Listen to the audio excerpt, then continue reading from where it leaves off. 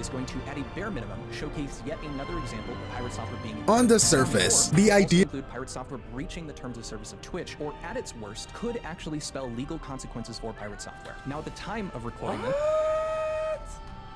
okay, all right. I'm gonna react to this as fairly as possible. I'm never on board of riding a hate train on somebody, but if someone consistently does bad things, and I'll always be there to shit talk them for it. Like, comment, subscribe, real quick, hit the bell for all notifications. Let's get into this.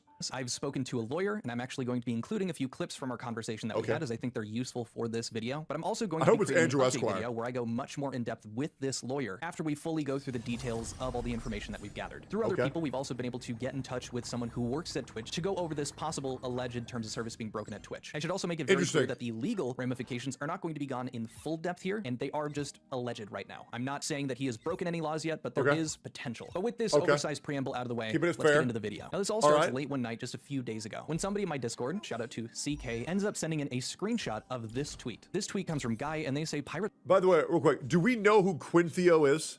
Do we know anything about this guy? I can tell he really doesn't like pirate software. So this is another drama slop channel, right?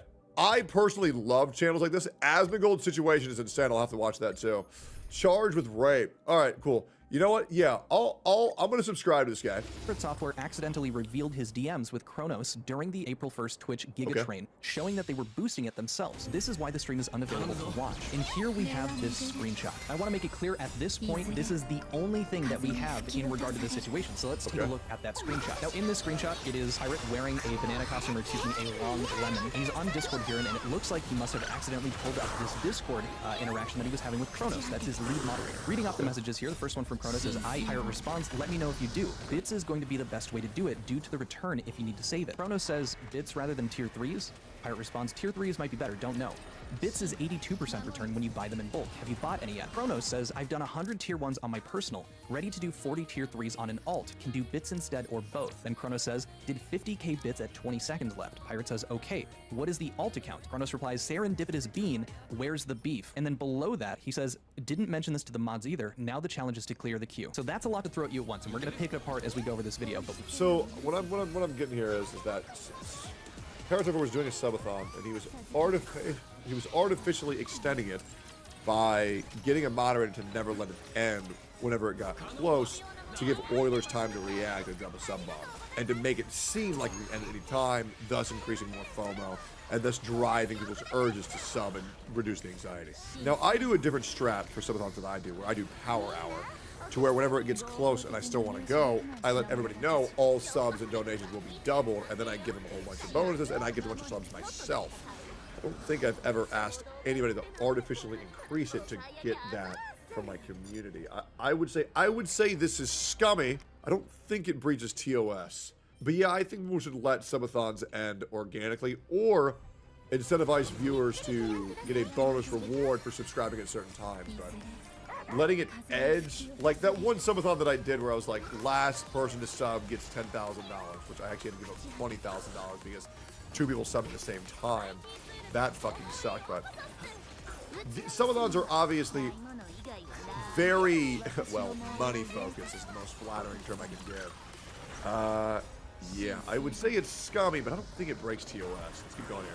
What is going on here? Now, to preempt this, some people might know that Twitch uses this thing called a hype train. Essentially, the more you get donations or gifts in a short amount of time, it raises the level of this hype train. And when you pass certain benchmarks, people unlock things. It wasn't a subathon? It was a hype train world record. Okay, let's keep going here then. Year on April 1st, back in 2024, Twitch's hype train record smashed again by Pirate Software, and they go into detail about Pirate breaking the Twitch hype train world record, with his channel reaching level 106 on April 1st. Once the hype train was initiated, it took Hall roughly 3 hours to beat his previous level 55 world record from December, with viewers contributing 54,380 gifted subs, alongside regular subscriptions and 8.2 million bits, likely earning Hall a healthy 6-figure sum in the process. And he goes into a bit more detail. Hype trains, a feature that Twitch launched in 2020, are a limited time. I did the math on this hype train. It wasn't 6 figures, I don't believe. Let me do the math. Let me subtract that. That'd be somewhere around 48,000. So actually, yeah, he got somewhere around 150 to 160 grand off that shit. Holy fuck, that's a lot of money. Post tax. That's crazy. Jesus. Event triggered when a channel receives an uptick in bits or subscriptions, pushing past a streamer designated threshold. And you can see here that the people that were a part of this hype level 100 train were given the Kappa Infinite emote dropping in chat for hype train And participants. that's assuming all of those were tier 1s. Any tier 3s would earn him even more. That's crazy. I wanted to show this because it'll be important later, but Vedal is a name of a I'm pretty sure Pirate Software is in America, so tax break will probably be around 0.42 for how much money he makes. YouTuber who ended up beating that record and getting to a 111 level hype train. And this is what Pirate Software had to say when they found out their record was broken. So Vedal broke the hype train record. Vedal's record is at level 111, and that's wild. I think that's freaking incredible, to be honest with you. With help from Valorant, I mean, yeah. So during that hype train, they got an extra 19,000 subs from Valorant, which is wild. That's crazy. Absolutely wild. So I think they ended up with something like 80,000 subs. Our hype train was 54,000 subs, but you guys had given 8 million bits, and that was kind of the difference between the two. No, there's no cheating. No, don't try to diminish what they did at all. I think Vedal is an amazing content creator. I think Neurosom is cool as shit. So that specific part about cheating, what do you think that Pirate means by that cheating? He said, no, let's not take that away. I don't think there was cheating. Don't diminish that. I would So he's saying cheating is the Valorant gifts, the free boosted from Valorant. Yeah, that's obviously what he's referring to. assume that cheating in terms of building up a hype train would maybe be to artificially inflate it yourself by chance coordinating with a mod of yours, maybe your head mod, to keep a hype train alive. I would say that myself. Could be wrong. Interested to hear what you guys think, but let's continue on. And to make it clear, we're not contesting his 106 level hype train that happened back in April of 2024. I have no reason to believe that there were any shenanigans involved with his 106 world record breaking one, as I don't have any evidence of that. And regardless of your understanding of his pattern of behavior, anything like that, I'm not making that allegation myself. I'm not saying anything about that specific achievement. We're talking about this year, April 1st, 2025. Now, I think one of the most important parts about this is validating that this is a real screenshot. And how are we going to do that? Because as it stands right now, Pirate Software had removed the YouTube VOD, and as well as the Twitch VOD ends up deleting itself after 60 days. And I think we hit that threshold. Now, this leak could be the reason that this ended up getting taken down, this VOD, but there's another potential reason as to why. And it actually comes from that head moderator that you saw in the screenshot, Kronos. Now, I had replied to Guy, and I'm actually going to show you two different ones. Guy actually posted this screenshot in a couple of other places. I said, hey, where were you able to find this? Would like to get some more info on this. And then they replied, it's my own screenshot from the stream, ex-subscriber. And so I said, could you send me a screenshot of where that file is in your folder, just so we can see a timestamp of that picture? I know that's weird, but the more info we have, the more we can validate this. And I give my Discord. Well, Kronos replied back, and you guys might recognize this phraseology here. You could have asked me about this one had you reached out. Well, I couldn't reach out to Kronos unless I added him and then he accepted my friend request on Discord, since we don't share a mutual server, which means I can't just message him even if we aren't friends. But he goes on to say, I've spoken about this before, but I guess the truth isn't as compelling. Kronos VII on Discord. VOD was removed to prevent a 2025 repeat of people watching the 2024 video and messaging donators, myself included. Now, I should note that I also said, if you could send me your January comments relating to this, I'd love to have them. Also, sent you a friend request on Discord. That was 12 hours ago. He still has not added me back, still waiting on that response. But I think to remain charitable here, the VOD was removed to prevent a 2025 repeat of people watching the 2024 video and messaging donators. Let's just go with that. Now, Kronos made another reply, and I want to highlight this. He said this before. In January, during the WoW drama, people contacted me and others about donating during the hype train record in 2024. This year, I did less from my main and did some on an alt. Now, I'll be honest, I'm a bit confused about this message. People contacted me and others about donating during the hype train record in 2024. I think he's saying that in the same fashion that they were people harassing donators in the last one back in 2024, he didn't want to have the same issue, so he donated and wanted to make donations from that alternate account. Now, based on how I'm reading this, and again, I could So this is the mod that he was coordinating with. So his head mod turned against him. Man, that is a fucking bad luck. What did you add me with, Zach Bussy? What's this? In 2025, Twitch partners are self-promoting to people's chats. I am shamelessly going into chat of streamers. I know to ask for raids when they are done. I am doing my first charity stream for St. Jude's from GCX Marathon. Why the fuck am I even reading this? Wait, this is real? DJ Klein's been timed for 600 seconds. I don't know what all this is about. I'll talk about this after the video. be wrong. Maybe I'm misunderstanding what Kronos said, but he said that he did do 100 tier 1s on his personal. Now, if you have an issue with people harassing you and you end up using an alt, I would figure that you would probably send most of the donations through that alt account, but sending 100 separate tier 1 subs, or maybe they were grouped in 5s, 25, maybe did it all at once, that's still putting your name up there. That's still going to get people to message you. So, sure. I mean, having the VOD deleted afterwards is going to solve all of it regardless, so you shouldn't have to worry about if you donated it using your personal account. The VODs have been wiped. I just wanted to make sure I went through both of his messages. I'm not trying to cherry pick here, but let's move on to how we were able to confirm that this existed in the first place. Number one, Kronos is not refuting it, but more importantly, number two, we were actually able to receive an archived VOD of this stream. Now I'm about to show you guys an archived VOD of this exact stream where we're able to prove that those leaked DMs showed up in the stream. Now at the time that I first showed this and the first time that I had found it, he's inside my right ear. I didn't know who had archived this, but I want to give credit to the individual who had this archived VOD, and that is Scorpion from MK on Kiwi Farms. And I want to apologize that I did not know this going into my stream. Again, you deserve full credit for this, and I genuinely really appreciate appreciate that you had this VOD. Otherwise, we wouldn't have this solid proof to back up this screenshot that we had found. So thank you. Here it is in all of its glory. It is 11 hours and 59 minutes and 57 seconds. To the best of my knowledge, this stream was 12 hours long. So they usually do that 11-hour 55 cut. So we have the entire thing, and it's not super relevant to be missing those last couple of minutes because we have everything we need here. As a matter of fact, if I go ahead and jump over here to 7:26, we're going to see exactly what I'm talking about. Okay. I wished I could place my head between them and go full burr mode and make... What? So this is him pulling it up on stream here, and I'll just go ahead and let the rest of it play, as you guys will see that this is indeed pirate software. You can see his messages between Kronos, the ones that we were just showing you, and then you're going to watch him go ahead and delete the text-to-speech that he just heard. What? Oh, man. What is this? Where is Oh, it? I'm gonna man, find we this. got I need to caught. find your message. God damn it, click. Click That the is garbage machine. so bad. What? That is so bad, Who are bro. Oh, Why are you like shit. this? Number 420. Deleted. Jesus Christ. Now, number one, as far as I'm concerned, I think that's aptly proving that, yes, this is indeed pirate software. He's That's going through, so he deleted the text-to-speech, bad, he heard bro. us talking about it, and he had the authority That's to delete that so message. But the other thing bad. I found interesting about this little chain of events here is that he quickly switches to a different DM after he realizes that this is on screen, and that happens before he goes to his Discord. And he looks a bit panicked, but that, again, I'm speculating here, right? What? What is this? Where? He jumps over to... No, he definitely looks panicked as fuck, dude. He does. And even the ending with the Jesus Christ, trust me, I've been there in his shoes when I accidentally linked one of my buddies, Sobervale, sent me porn of themselves. Hentai, they're a VTuber. Techie, look at this! And I accidentally pulled it up on stream and I had the same reaction, bro. It was so bad. Yeah, day 21 of the subathon, man. Rough days. do this one first to, you know, Rough clear so you guys days. can't see what he's saying to Kronos, and that's when he starts looking for his server. Is it? I'm gonna find this. I need to find your message. God damn it, click. So now that we've confirmed that this really does exist, it existed on that VOD, let's take a look at that screenshot again. So this specific bit up here, let me know if you do. Bits is going to be the best way to do it due to the return if you need to save it. Bits rather than tier 3s. Tier 3s might be better, don't know. Bits is 82% return when you buy them in bulk. Have you bought any yet? And my leading theory here, specifically with that 82... Can I say something as a cynical viewer myself, as a cynical streamer, a guy who proclaims that he is above the bullshit? I'm gonna just say it. Hey guys, if you upset at pirate software for doing that, you gonna need to be angry at a whole lot of other streamers too. I'm gonna just be real. Same thing with the Cinder shit. If you're mad at Cinder, you're gonna have to be mad at like tons of other VTubers. Because if you think that pirate software is the only streamer cheating, damn, bro, there is so many other streamers who be cheating. You too? The way that I cheated the subathon was Power Hour. Yeah, I would. That's the way that I cheated, right? But like Power Hour, I was like, okay, every sub you get double. I wasn't like donating that shit myself, right? Yeah. What's some other scummy shit that I did? To be honest, there's too many to count. Yeah, there's too many.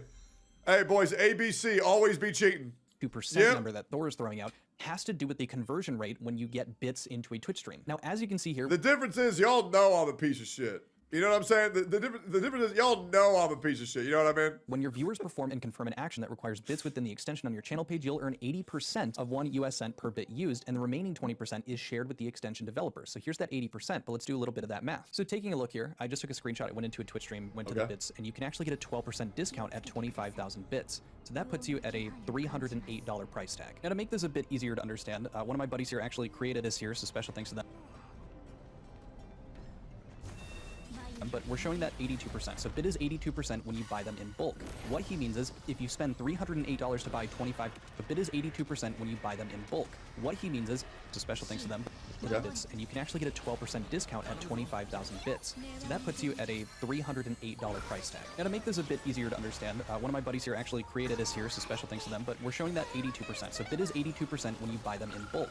What he means is if you spend $308 to buy 25,000 bits, donate them, the streamer gets $250. And then of course Twitch takes its fee, that 20% being $58, which means that $250 is the money going out, like to the streamer, and $308 is the money that you put into the system to give that $250 to the streamer. streamer. That's how you end up getting a return on your money of 81.1.6. Now there is that 0.84%, discrepancy between this 81% and 82% the Pirate's referencing, but I think that that is a safe enough margin of error when we're talking about this. But all of that math is to show that this 82% return when you buy them in bulk is referencing that they are receiving 82% of the funds that are used in these donations, meaning that 82% is going to Pirate Software, which would then in turn, and I think the only reason Pirate Software is talking about this return is because that money would be going back to Kronos. So not only would he be able to donate to this hype train and help it out, which he literally admits to, as we see in these messages here, right down here he says did 50k bits at 20 seconds left. But they're also trying to save as much overhead as possible and get it back to Kronos without bleeding as much money. Now I'm sure there's a potential for another reason for them to have been talking in this way. That is my best guess based on the information that I was able to pull about the bits, percentage of what goes to the creator, what ends up going to Twitch. Interested to hear what you guys think if anyone understands these systems a bit better. Now another wrench in this point is the fact that Kronos lives in the UK, so we don't know for sure if he's using that or, the currency where he lives. In that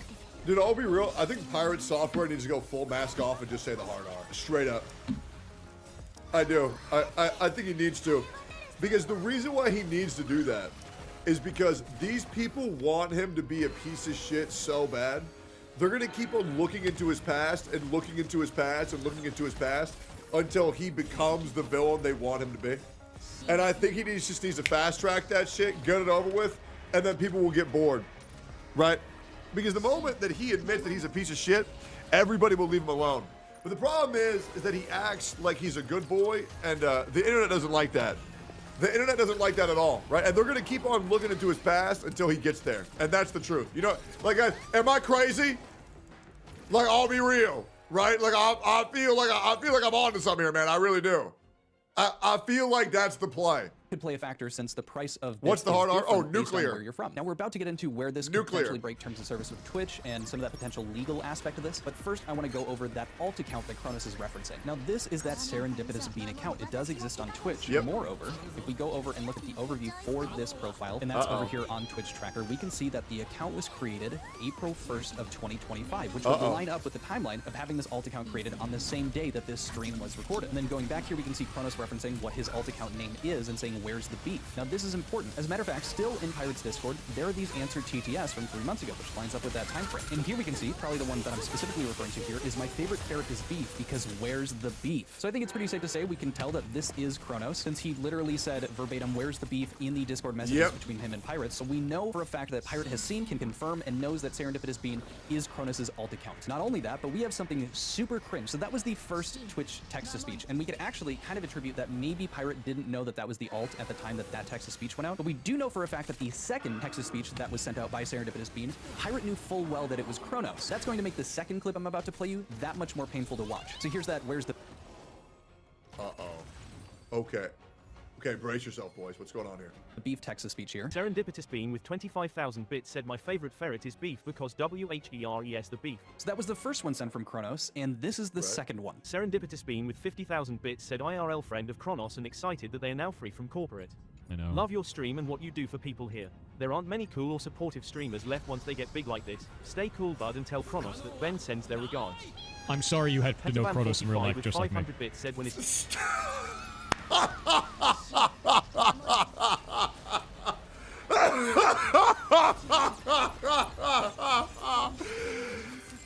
literally hired someone to glaze him on stream, bro. Bro's RPing with TTS, bro. No way, bro. That's crazy. Bro's RPing. That's so crazy.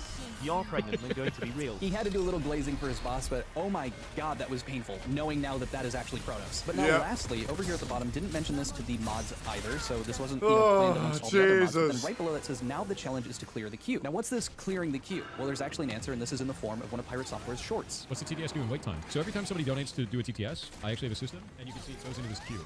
Every time I hit this button, like this, it eats. Amp cheer 500 loving war within so far as a warlock. But yeah, your message then goes into Discord. It actually has a timestamp here to show where that's going on, so you can click on it, and it works, right? And then if I don't get to your message by the end of the stream, it goes into debt. And right now, we've given $56,805 to charity since November of last year, because if I don't answer your message, I don't deserve the money, so we pay it to charity. So I think that's all that you specifically need to know. Now we understand that every TTF that doesn't get cool cleared through the queue, meaning Pirate ends up playing it. That is a cool system, that though. ends up all getting donated to charity. And it seems That's like Kronos dope. is well aware of that fact. And so now the challenge being to clear the queue means that they want to make sure that they get through everything so that none of it gets donated to charity. Now that could be nefarious, but also at the same time, I think the goal is that he does want to read through them all because he wants to, appreciate the people that have been sending the money to him. Matter of fact, I'm pretty sure their goal is to get through every single one of those text-to-speeches, and inevitably, they will end up donating some to charity because they might not be able to get through all of them in a single stream. And it ends up being that if they don't read it, ends up going to charity. So I don't really see an issue per se with that. Some people take it that way. I don't think I necessarily need to make that argument because I think there's a reasonable understanding that, of course, the goal is to clear the queue every time, and it's not just because it's all going into their pockets, although that's the main reason, but they do also just want to respect the viewers that have sent their money in. But now let's talk about that Twitch terms of service and if this is breaching that terms of service. Now this hinges on the hypothesis that Kronos is getting paid back by Pirate through these bit donations that he did. He did 75,000 bits in total, so $750. Now, of course, there was a little bit less due to that 12% discount, but that's the ballpark here. And again,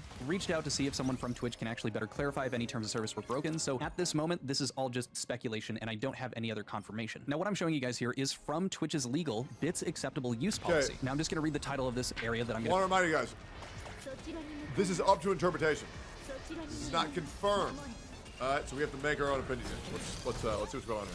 Be reading from bits cannot be directly exchanged for items or services of value. Now that specifically directly exchanged is a bit, convoluted here since it's going directly to the stream, but then supposedly, potentially Kronos will be getting paid back. The front line reads, don't engage in an exchange of bits for items or services that typically are associated with a cost or value. Communities can gather to achieve a goal that unlocks a benefit or experience for the community, explained further below.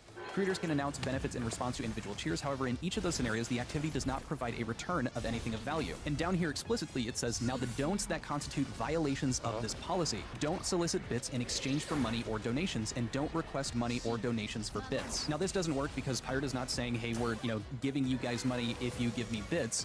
And it's also not Kronos requesting money for those donations. But if we come down here, we can see this specific point here. Selling, offering to sell, trading, bartering, or transferring bits to other users of Twitch in exchange for real or virtual currencies. Now this, we could make the argument that the selling, or I should say offering to sell or transferring bits to other users of Twitch in exchange for real currency would be the equivalent of Kronos donating those bits to Pirate's stream, knowing that he's getting this, as we, talked about, that 82% return. Or I should say that that 82% return is going to Pirate. That assumption being that this return of 82% is for Pirate so that he can get it back to him and lower their overhead costs. Now again, there is nothing directly stating outright you cannot, as like a moderator or an employee for a streamer, donate bits to, get that money back afterwards. There's no specific ruling on that, or not at least that I've seen from the research that I've put together, or that any research with people that I have worked with making this video have found themselves. Now, other examples of this Twitch terms of service potentially being broken here has to come from spam, scams, and other malicious conduct. And listed below in, for example, you may not, it includes this part here about engage in viewership tampering, such as artificially inflating follow or live viewer stats. Now, my expert armchair analysis, I would look at that and go, okay, well, they were seemingly based off of, Kronos directly saying, I added those 50k bits with 20 seconds left. It sounds like he is artificially, with coordination from Pirate Software, keeping the hyped bits would go as artificially. Engage in viewership tampering, such as artificially inflating follow or live viewer stats. I think this is a reach currently. Yeah, this is about view-botting. This isn't about hype trains.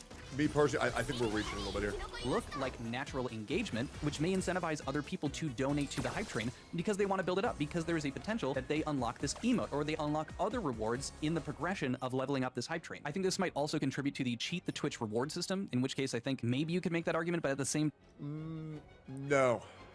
Yeah, this is for drops or channel points, but it doesn't have to do anything with the hype train. So yeah, no, this is a stretch. The alternate account that he would have been donating these bits on wouldn't really be cheating that Twitch reward system, since he would be receiving the rewards from it. Again, that's more like incentivizing other people that would naturally donate. They would be more likely to donate if you were getting closer to one of those goals. And they got closer to that goal by artificially inflating the train. Pyrocynical is going to have a heyday with this video if he ever reacts to it. Now, the last big TOS thing that I have here is under prohibited conduct here. Specifically, here under II, it says impersonate any person or entity, or falsely claim an affiliation with any person or entity. Now, technically, Kronos impersonated someone that was friends with Kronos. I think that's a really lame technicality, but at the end of the day, he did pretend to have a friend, which is kind of funny. But more specifically, in the second part of this II here, it says, misrepresent the source, identity, or content of information transmitted via the Twitch services. I would say by using an alternate account and not disclosing that to the public that was viewing the stream would count as misrepresenting the source and identity. No, I don't think so either. I don't think you'd have to do that at all.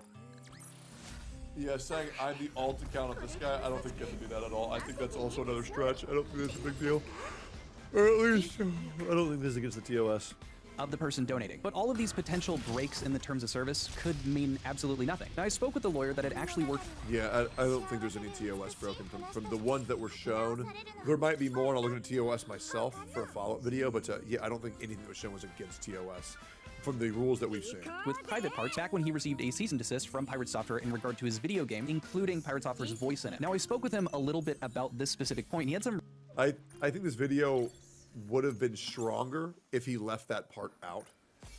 Yeah, I think he's reaching really hard on that point. The beginning of the video was great. I think that overall took away of the legitimacy of the video because it's just too much reaching. He did state it was all alleged and up for speculation, but I feel like the only people who are going to agree with this are people with massive hate boners, where in their eyes, Pirate Software can do no wrong. Really interesting information to provide in regard to the fact that Pirate Software might have a different contract with Twitch that would supersede the terms of service that would typically apply as a blanket for most people that are streaming on Twitch. There's another layer here too, right? Okay, so there's the terms of service that most of us are going to have available to us, but someone like him, he may have a different terms of service that we don't get to see. He may have a separate individual contract. He got a separate written agreement that says, literally on it, Twitch terms of service are superseded by our written agreement. Thusly, you may only think that you may think, and Twitch may allow you to think, because that seems more fair. It seems like more fair for gamers if the rules are all the same for everybody. But no, they don't have to tell you that. Nobody has to tell you that. So he has. And I would be kind of surprised, actually, if he didn't have a separate agreement that said, those terms of service do not apply except to this extent, or superseded except to this. I mean, if I were him, I would want to have a separate agreement, and his agreement might allow. It's possible. Who knows? We don't know what his contract is. We can talk theoretically about what Twitch's terms of service, how it would apply if it applies to him, but we honestly don't know. And that kind of thing is not that uncommon in the real business world. Like in when it comes to real business, and you're dealing with real large amounts of money, people have individual there's contracts of adhesion, we call them, are the ones that ordinary users can't change. Right. Ordinary users have no opportunity to change. But when you get into like where real money is changing hands, people don't do contracts of adhesion. They're custom. That's why you have lawyers. You negotiate these things. They are negotiated. He may have had it so that this doesn't even apply at all, and it's not like he's expressly allowed to, but it's just the prohibitions that would normally prohibit this do not apply. And maybe Twitch doesn't even give a fuck. Sure. Like, what's their downside? They're still getting paid, right? Right. So their only downside would be if it looks real bad. But now let's specifically tackle legality. Like, US law is what he did illegal. Based off the information that I have now, I think this video would have been much better if it was posed as a lol, he did this really cringe thing, it's cringe, let's laugh at it. But the problem is this video is being spun into he broke TOS and banned him, he broke the law, put him in jail. And I think that's just not the play for this video, guys. What do you guys think? It's very, very shaky at best. And I say that because it's the information that I have right now. Now, in a future video here, probably within the next few days, I'm going to be having a full-on conversation and go really in depth about the details of this with the lawyer I was just showing you guys clips from. And I think through that, I'm going to have a much better answer for you. But as of right now, when we're focusing on the legal aspect of this, looking at US law, the first thing that I want to point out is I don't think that this is like money laundering. I think it's kind of scummy that he's using Kronos and him using his alternate account to make these donations to artificially grow the train, but specifically with that last part, not about money laundering, but based off of the Federal Trade Commission, the FTC, this could be considered a deceptive business practice or deceptive act. So I'm pulling this in. It's not. Yeah, I think this was a no, pirates spank on the butt, and now it's becoming a, is this breaking the law? No, it's not. Anyways, really good start to a video, like 70% was good, and then we started, yapping about some shit that just don't make no sense. Anyways, great video. Like, comment, subscribe to the original poster, and I'll see you on the next one. A famous racehorses being reborn as anime girls who run races and then perform idol concerts is a little strange. But the franchise Uma Musume Pretty Derby has become a massive cultural phenomenon. And right at the heart of it all is its original main character, a cheerful, endlessly hungry girl from the countryside named Special Week. Or Special Week. She might seem like your typical upbeat protagonist, but the real secret to her character and the reason she was chosen to launch this entire universe worse is that her story isn't really a work of fiction. What makes her so compelling is that the creators didn't have to invent a perfect hero's journey for her, they just had to find one that had already played out, year by year, on the racetracks of Japan. This is the story of how a real-life legend became the blueprint for an anime icon. This is the story of Special Week. So to really get why this character works and why she was chosen as the face of the franchise, you have to look at the actual horse. Because the story of the real Special Week isn't just a list of wins and losses. It is almost suspiciously well written. If you handed this horse's life story to a movie producer, they would probably tell you it was a little too little on the nose. It starts with the most classic element of any hero's journey, a tragic origin. His mother, a horse named Campaign Girl, passed away just 3 days after he was born. This left him as an orphan, having to be hand-fed by the farm staff just to survive. Now, an orphan story is already compelling, but it gets more specific. He was given a surrogate mother to raise him,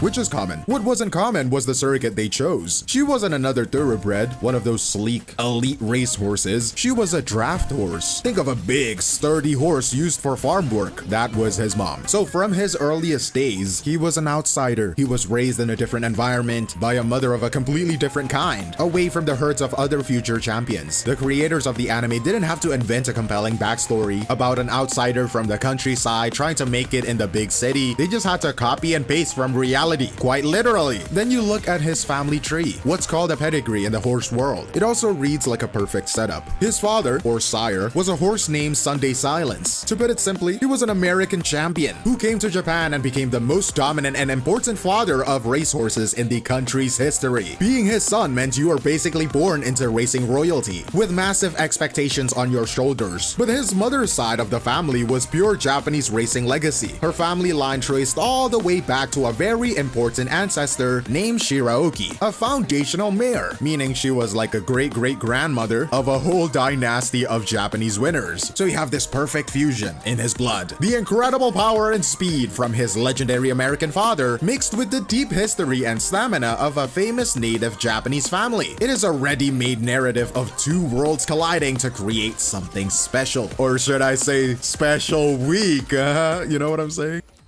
Oh, brother, this guy stinks! And that story arc pays off at the absolute peak of his career in the 1999 Japan Cup. The Japan Cup is a huge international race where Japan's best goes up against the top horses from all over the world. That year, the big challenger was a horse from Europe named Manju, who was considered the best in the world at the time. The stage was set for a classic us versus them showdown, and Special Week delivered. He won decisively, but the moment that cemented his legend wasn't just crossing the finish line, it was what his jockey, the famous Yuta Katake, said afterwards. He declared that he was proud to be Japanese. It turned a horse race into a moment of national pride. The orphan, born from this perfect blend of domestic and foreign blood, had defended Japan's honor on the world stage. You cannot write a better climax than that. A horse with a storybook beginning had a storybook peak. But a hero isn't just defined by their greatest wins. In many ways, they are defined by their adversaries and the moments they fall short. Special Week raced in an era that became known as the Golden Generation, which is just a way of saying he was surrounded by a particularly talented and competitive group of horses. His story is completely tangled up with theirs. You had rivals like Seiyun Sky, for example. He was a classic frontrunner, meaning his strategy was just to sprint to the lead right from the start and dare everyone else to catch him. This style gave Special Week a lot of trouble, and Seiyun Sky actually beat him in 2 of the 3 races that make up Japan's Triple Crown, which are the most important races for any 3-year-old horse. So right away, the idea that Special Week was some unstoppable force is off the table. He had clear challenges he couldn't always overcome, but his ultimate rival, his true nemesis, was another horse named Grass Wonder. The history between them is simple and brutal. Special Week never once beat Grass Wonder. In their 2 biggest races against each other, Grass Wonder won both, and there's people out there saying touching grass is an easy thing. And their final showdown is the most critical event in Special Week's entire history. It was the 1999 Arima Kinen. This was the last race of his career, and also the last race of Grass Wonder's career. The final battle. The story couldn't be more perfectly set up. The race ends in one of the closest photo finishes you will ever see. 4 horses hit the line at almost the exact same time, and after a long review, the win was given to Grass Wonder. The margin of victory was later measured to be just 4 centimeters. 4 centimeters. centimeters. It is the ultimate bittersweet ending. In the final moment of his spectacular career, he is denied his storybook victory against his greatest foe by the smallest possible margin. He retired with an unresolved goal, a final challenge that he failed to meet. And this single loose thread, this dramatic, painful, unresolved loss, is the most important piece of narrative fuel the creators of Uma Musume had. It is the ultimate what if, and as we will see, they would build their entire fantasy around answering that question.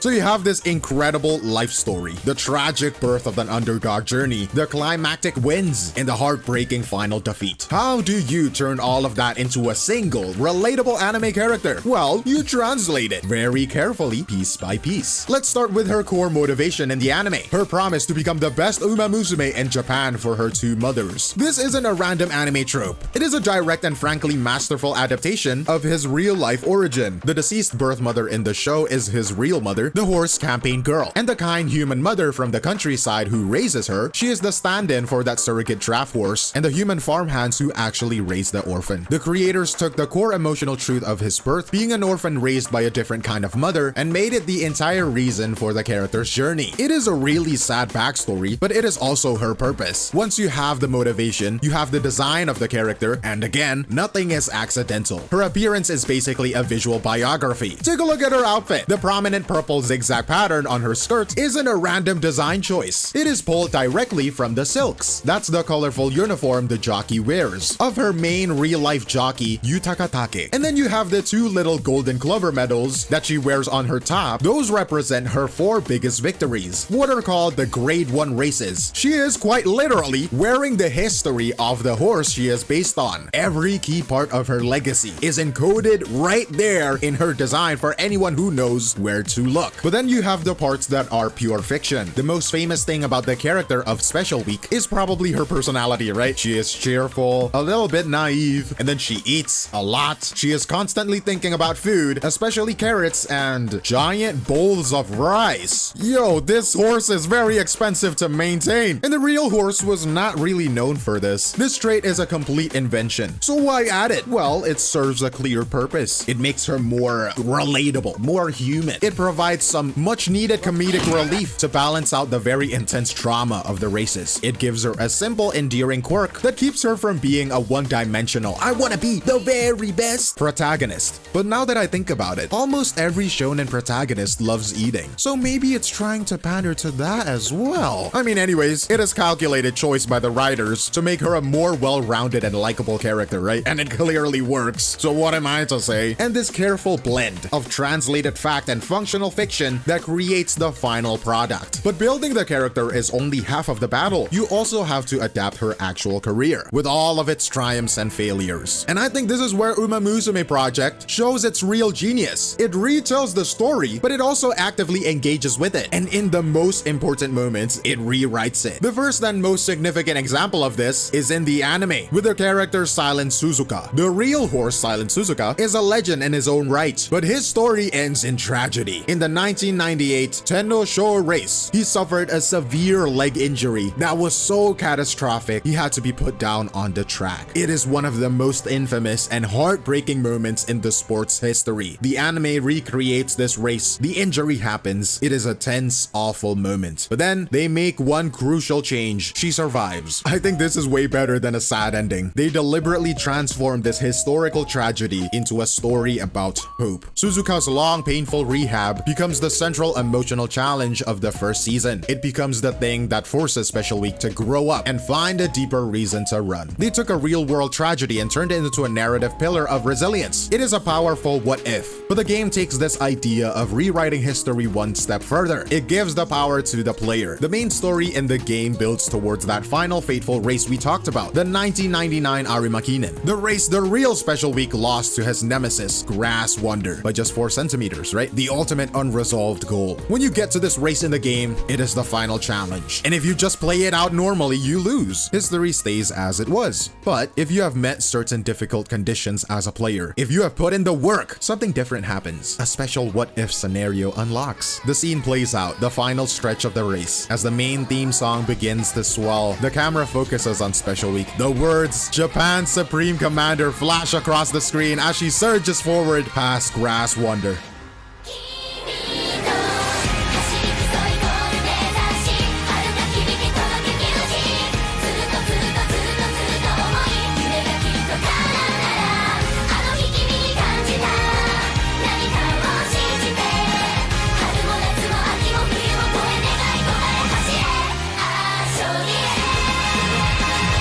Or at least that is what the editor of this video is gonna do for you. This is an incredibly sophisticated way to tell a story. All the tension was built by the real world history. All in the emotional weight comes from knowing about that 4-centimeter loss. And the final triumphant release. The Cartasis is delivered through your direct interaction as a player. The game lets you watch the story and it lets you finish it. And that philosophy is the key to all of this. The story of Special Week, both the horse and the character, endures because it was a fundamentally perfect narrative from the very beginning. It already had all of the classic elements a writer could ask for. The tragic origin, the underdog rising against the elite, the sting of an unresolved rivalry, and that final triumphant moment on the world stage. The genius of Uma Musume creators wasn't that they had to invent a great story, it was that they recognized one that already existed in the real world. And they understood exactly how to translate it. They knew which parts of history to honor, which real-life tragedies to rewrite for the sake of a more hopeful emotional journey, and most importantly, which defeats to leave unresolved, so that the audience could be the one to finally claim the victory themselves. And in the end, Special Week serves as the perfect bridge. She connects the factual, sometimes complicated world of horse racing history with a simple, emotional, character-driven world out of anime. Her legend was born in the turf, but it was immortalized on the screen. And that is the end of the video. But let me know what you all think. That is all from me, Glaive Kyo, and I will see you in the next one. Cheers.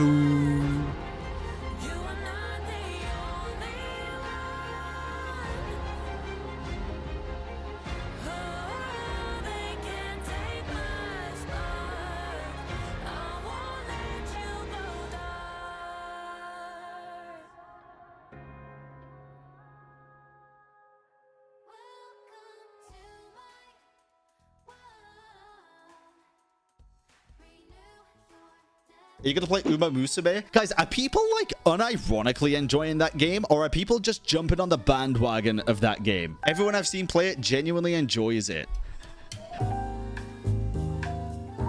Wait, the Netherlands blocks Uma Musume? If the Netherlands are gonna block me from playing Uma Musume, the horse girl gacha game, I at least want to see what I'm missing out on. What is this, dude? Warned you they would turn the horses into this. Oh my goodness. In It is a 2016, I gacha had girl. this weeb phase where I'm watching every single anime possible. Oh, what's this? An anime about a girl who could talk to ghosts? Rated 6 out of 10 by everyone. Buddy, it good? I watched that The animation looks kind of cool in this. What is this anime? live and it was an amazing 10 out of 10. So Damn. yeah, I was watching every show possible for a few years, and then I realized... Guys, if you just stop listening to reviews and just start watching shit, you will find some diamonds in the rough, bro. I have seen a lot of movies, full-fledged movies, not even anime, that have been rated like a 3 out of 5 or a 2 out of 5 stars, and they have been goated, in my opinion. And then I've seen some that are rated super high that are absolute dog water. Just start watching stuff and make your own mind up instead of listening to the masses. That's pretty much what I do nowadays. Holy moly, I need a job. And so the anime Fair. watching slowed down, but in 2018, I heard about this new show called Uma Musume Pretty Derby, which Oh, is this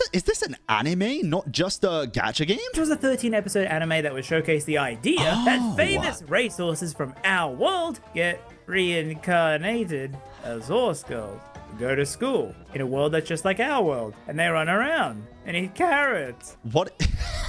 That's a dangerous way to eat a carrot, bro. Imagine you fall over, face plant the ground, and that thing just goes. Bro, you gotta be careful. You gotta teach the kids carrot safety. Maybe a bit too much. And then run Jesus, some what? more. And then dance. Nice. There's also an entire YouTube channel run by one of them. She's like a fan favorite because of how interesting she is. Yeah, and all Okay, I kind of want to play the this game. was based on the mobile game created by Psy Games, who own a lot of interesting IPs, and this is a gacha game where you roll for your favorite characters, and it's more of a management sim type of thing where you level their stats to compete in races, and after so many years, this Japan-only game stayed Japan only. And I Okay. have no Oh, is it only just come to global? Is that why so many people are playing it? Is that the case? idea what's happening. Which is why after years of begging to bring it over to the West, this highly popular mobile game, the company, they made a pixel art minigame to bring over instead. Oh. And I still have no idea what's happening. Like, why is this series so popular? Why does a franchise which takes real horses from our world, turn them into anime girls, to then still make them run again and then sing? And with Singing's always good. So let me get this straight. They pick like actual horse riding girls from the real world. They don't isekai them, but they just like take their names and character or person, I guess, and make them into these anime characters. And they made an anime based off that. So it's based on real life people. Just horses, not the person. Interesting. Okay, good to know. With now the release of the Western version of the Gacha game, I wanted to know all about it. Because if you didn't know, horse racing in Japan is huge. Like, seriously, it's... I actually didn't know that. Horse riding or horse racing in the UK is huge. We literally have the Grand National that goes on like every single year. I think that's a UK thing. And bro, people go crazy betting on horses. Even kids and shit, dude. It's insane. so insanely popular. And as an Australian, I should know that horses are popular. Look, we have a single race the whole country. One of the horse owners said if they don't make the girls' boobs bigger, he doesn't give them permission to use the horse in the game. Hey, as long as these are adults, that's fucking based. I don't know. I haven't even seen this yet. Let me keep watching. They would make That's you watch it on crazy, TV, dude. and you'll get given horses' names to pick out of a hat. And if they won, you would win a prize. Yep. Which was like a chocolate or something. Huh. I wonder what this system is called. Well, adults call it simulated gambling addiction. Uh-huh. Hey, wait a minute. I mean, it yeah, kind the of only is. way for you to even know about this property before the game was even localized is to watch the anime. And I did that and watched all 13 episodes, and oh my god, it's actually really, really good. I was gonna say, dude, it's gotta be good for them to be making this much money on the Gacha game, right? I kind of want to watch the anime now. Do I? I don't know.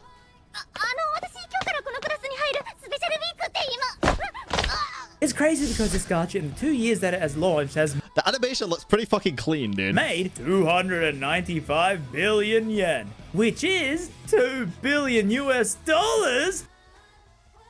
2 billion US dollars in 2 years? Only in Japan? That is fucking impressive. Oh my god. Launch has made 295 billion yen, which is Brother. 2 billion US dollars, which is 1.8 billion euros. That's how much a house costs in the Netherlands. That's crazy, bro. Mamma mia! And every single month, it's seemingly always at the top of the global sales charts for games that take kids' allowances and causes their parents to divorce. Well, maybe the anime will help explain this crazy popularity, which was Probably, made right? in 2018 by PA Works and follows the life of a horse girl, Special Week, based off the real horse with the... Wait, the horse girl's name is Special Week, not the horse? That sounds like a horse name. Both. Wait, the horse girl and the horse... They are horses. The horse girls are the horses? The girls are named after the horses. This is getting deep, bro. Same name. Well, okay, firstly, you got this mural which tells you the law of the world, where horses from our time get reincarnated by being put into the bellies of mothers in the new world. And Special Week has 2 mothers? Wait, she has it. Wait, the horse girls are the horses? Why is she having it? Wait. That's her dying? Wait, so you have 2 mothers and one got pregnant by, without... What? Wait, so how did What? the baby just... She's Jesus? What? And so the anime is completely fine. Well, okay, the main guy is really weird. But she goes to a special school which will help her become the best horse racer in Japan. And also an idol singer. Yeah, they never explain why, but after a win, the winners, after waiting... She has a tail. She's a horse? The girls are the horses and run, train. It's a good... Oh my god! I get it! There's no horses in this game! It's the girls! The girls are the horses! The gacha girls run! Oh my god! Oh my god! Do they run on all 4? Why am I asking these questions? Oh my god, I get it now, bro. I thought it was actual horses. What? 6 hours and the crowd just patiently standing there while the sun sets. Well then, we're Who came up with this? Okay. about an idol concert to sell music in Japan. Oh, look, I'm on to you, IPs, how you make money over there. I know they only do this to sell these songs afterwards. Of course. Also, it's an interesting choice to make the main character.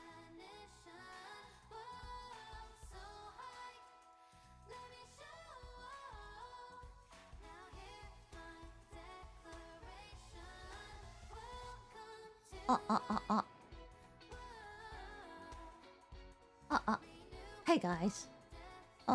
First of all, I need to tell you guys that I had my chat section changed to subscribers only because there were so many mayhems going on, of course.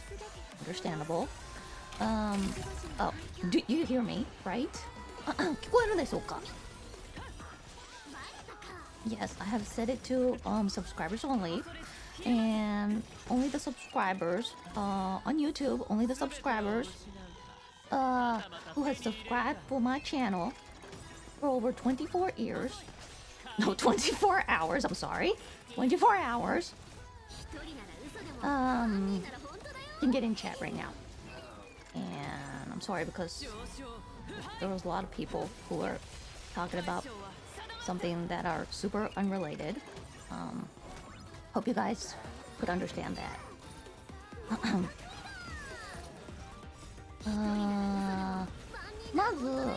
So first of all, I would like to tell you guys that this stream is going to be about my story. I am not going to say anything about the other talents because, of course, they could, they have their own channels, they have their own voices, and they can explain everything directly. Like, I think it has to be directly from them in this kind of situation. 今回のことなんですけれども、まずは、チャンネル登録者24時間以上チャンネル登録をした方モードにちょっとコメント欄を返させていただいてます。ちょっと全く関係ないことなどを書いてる方が多くて管理できなかったので、それだけはちょっとご理解いただきたいと思います。はい、まずはですね、そこですね。はい、そして、もう一つ伝えたいことは、他のタレントの皆さんの今 V ショーズでいろいろと起こってることが多分日本の方は特にわけわかんないって感じだと思うんですけれども、ここに関して私に今起きてることだけを今説明します。説明。っていうのも、まあ他のタレントの方は他のタレントの方自身で自分でお話ができるチャンネルもあるし、そういう状況なので、私が今ここで言うことは私自身のことです。Yes. So this stream is gonna be all about my situation, about me only. Yes. And what I wanted to tell you guys is that, first of all, I was already planning to leave the shoujo this month. Specifically, on the 31st. Yes. 私ですね、実は V 少女を、そもそももともと今月で辞める予定でした。Yes. And the reason why 理由はなぜかというと because V shoujo hasn't paid a significant amount of money to me too. それは、V 少女が、私ヘイソンにも、とてつもない量の、未払いのお金があるからです。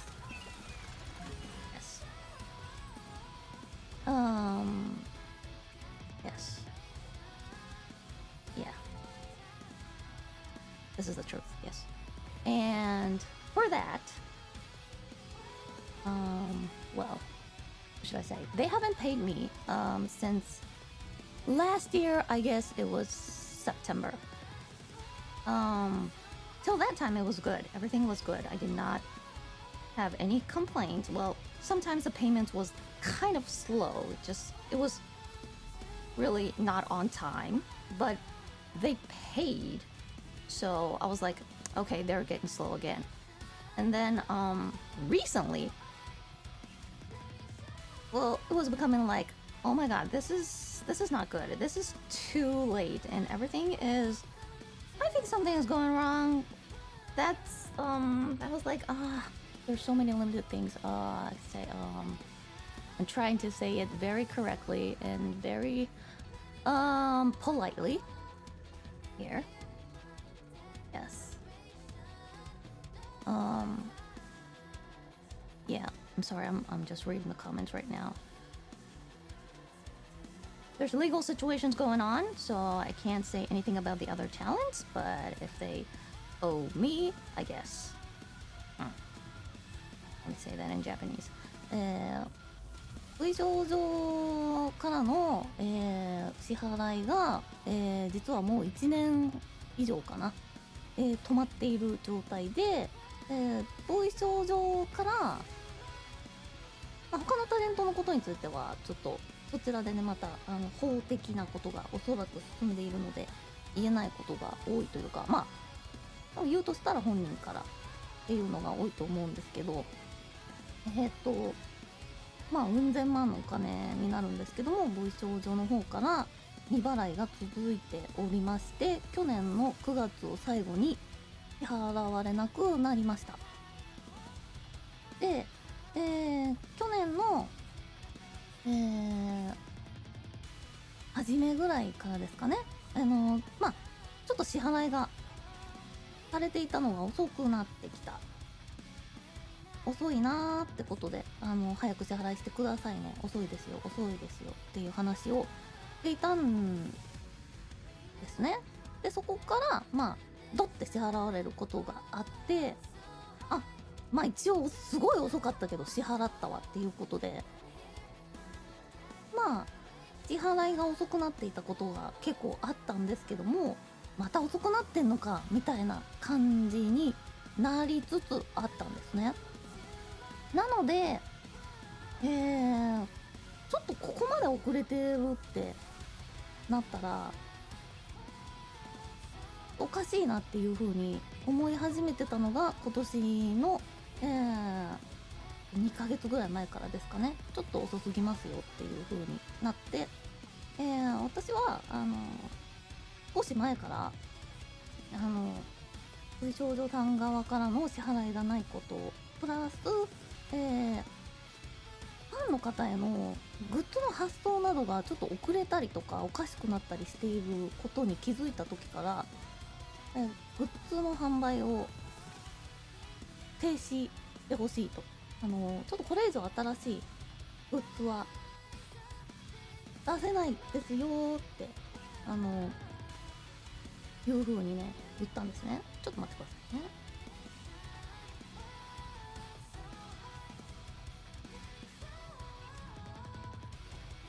はい。というわけでそこから新しいグッズを私の方からは出してなかったので、私はうん千万で収まってるんですけど、それでもうん千万です。はい。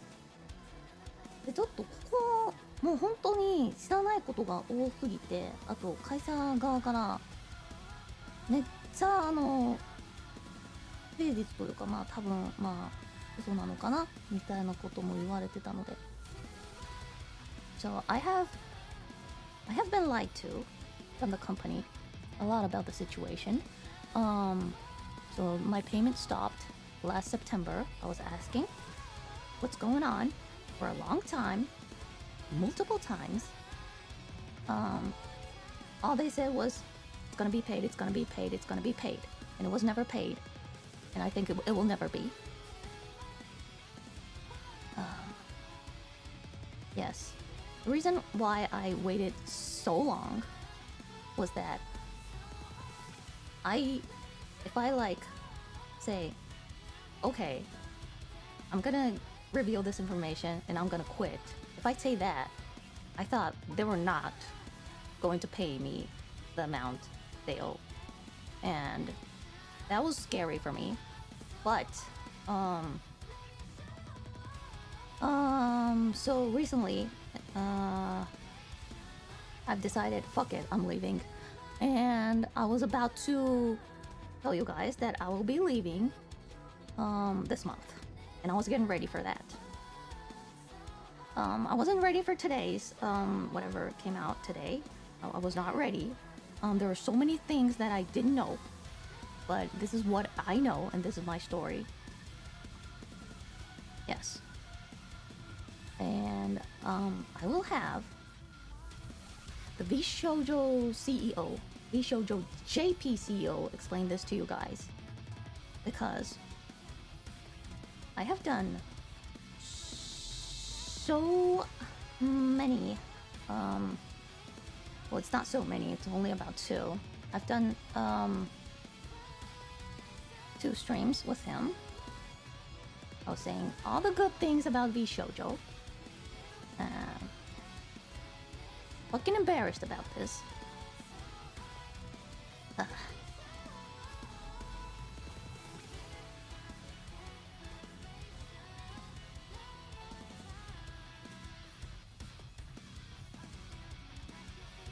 Now that I know that I fucking lied to.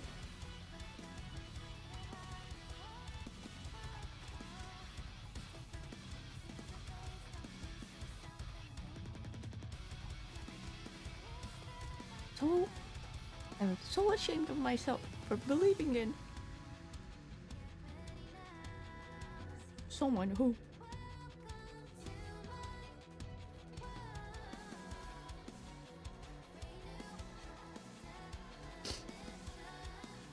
only had interest in our money.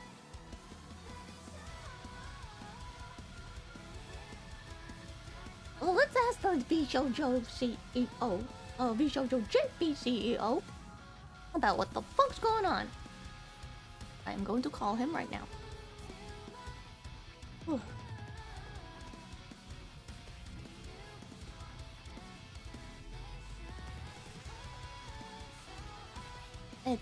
そうだ、日本語で説明します。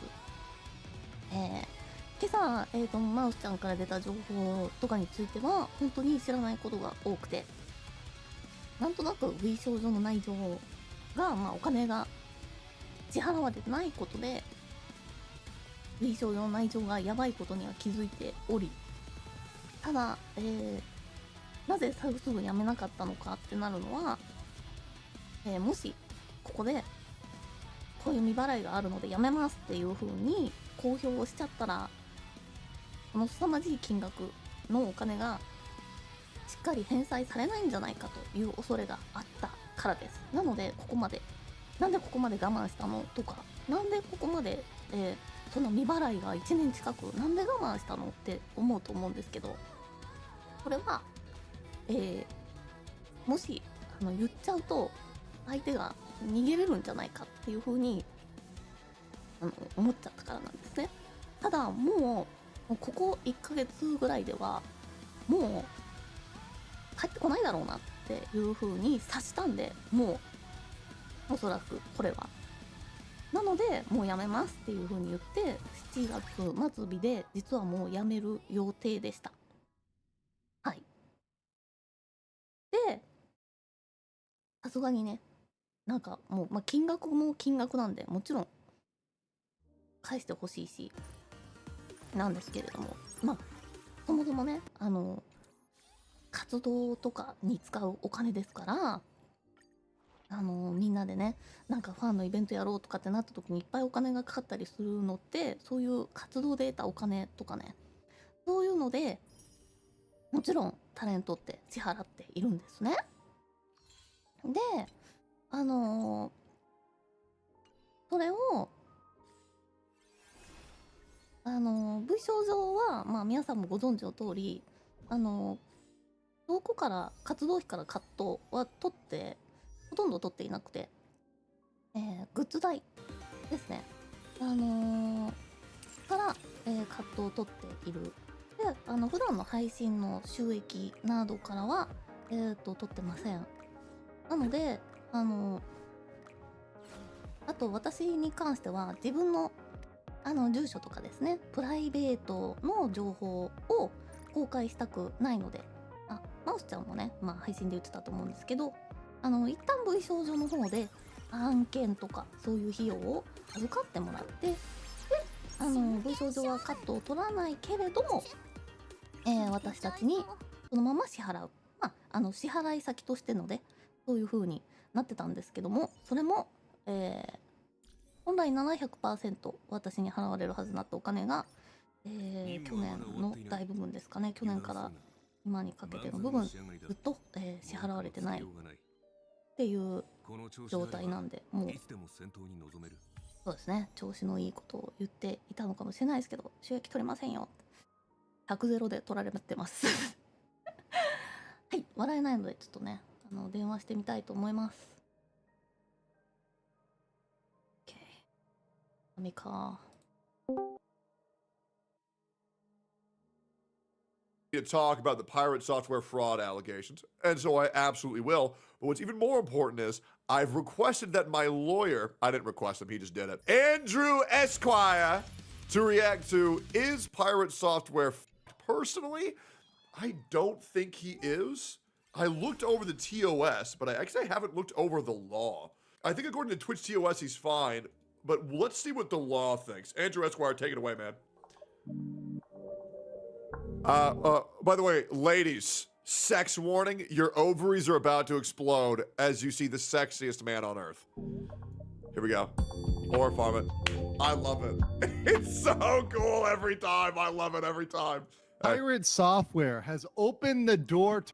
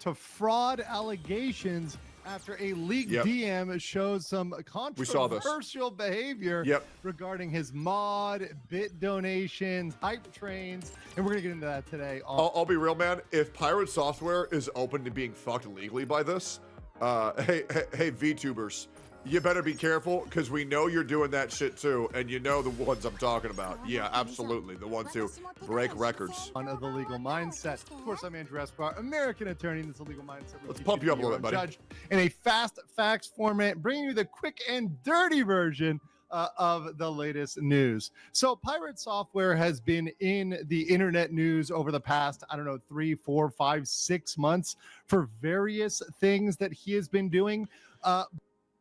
I really feel like if pirate software to legitimately just say, I'm sorry, and take like a 1-month break, it would save his career. That's all he has to do. Is say, well, hold on, let me see. Can I lower? Can I lower? Here we go. Sorry, guys, I'm going through my third puberty. Guys, I really fucked up. I think my ego got the best of me. And to be honest, I've had a pretty good life. And I think maybe just me having it too good by being the first, second generation Blizzard employee made me lose sight of reality. I believe that I've become a little bit deeper. I believe I've become a little bit out of touch with reality. And I need to take some time off to really reevaluate myself. I'm sorry to those I've hurt. I'm sorry to those I've let down. But I, Jason Thor, will atone. And I will come back even stronger. I think that's all he has to do, man. Okay, Ultron. I really feel like he just needs to apologize. Didn't your dad work at Blizzard? Fourth puberty. That's Super Saiyan 4. But now we have him actually getting caught in something where there could be real legal liability. Now, to be very clear, we are not addressing the drama today, so we're not going to... But yeah, I think Pirate Software apologizing and saying that his ego was a little bit out of control is about as likely as Hassan saying terrorism is bad, so he might be good. Talk about how he got his party killed in WoW and how he failed to even give a basic apology. Liar, Andrew Esquire! His party got himself killed! Wrong! Review the footage. It was his party's fault, not his. Objection! But that's okay. We're not talking about that here today. We're here to talk about the law. And say, hey, look, listen, this was really my fault. I could have done more here, not try to deflect it, not try to blame everything. Yeah, that whole party was shit, man. Straight up, that whole party was shit. Everybody equally, but just take responsibility and own up. We're not talking about that. We're not talking about any of the fig tree allegations and whatever. Unless you're talking about the Final Fantasy 14 raid, yeah, he killed them all. Whatever he did with a ferret, that's between him and the ferret. We're also not talking about Stop Killing Games, although we did talk about that on a previous episode, and you can tune back and catch my Stop Killing Games commentary. However, one thing we are going to talk about is this fall in subs, because a lot of this does have to do with the fact that Pirate Software, due to all of these controversies... Bro, his entire career is falling apart. At, like, Anvil off a cliff, like, Looney Tunes, that fucking Wile E. Coyote and that fucking meh, meh. Like, he's like, his feet are running, he's off the cliff. He's now in descent. And all he has to do is say, I'm sorry, my ego got out of control, and he's fine. That's all he'd have to do.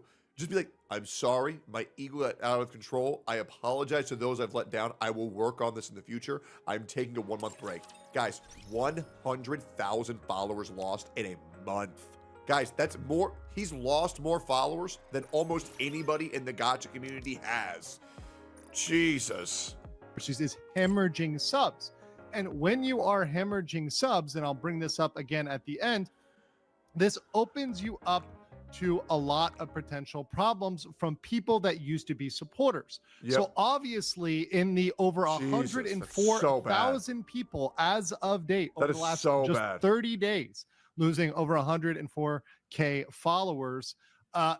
Amongst those certainly are some whales, some people that donated a lot to his channel and now feel really, really hurt, or feel betrayed by Pirate Software.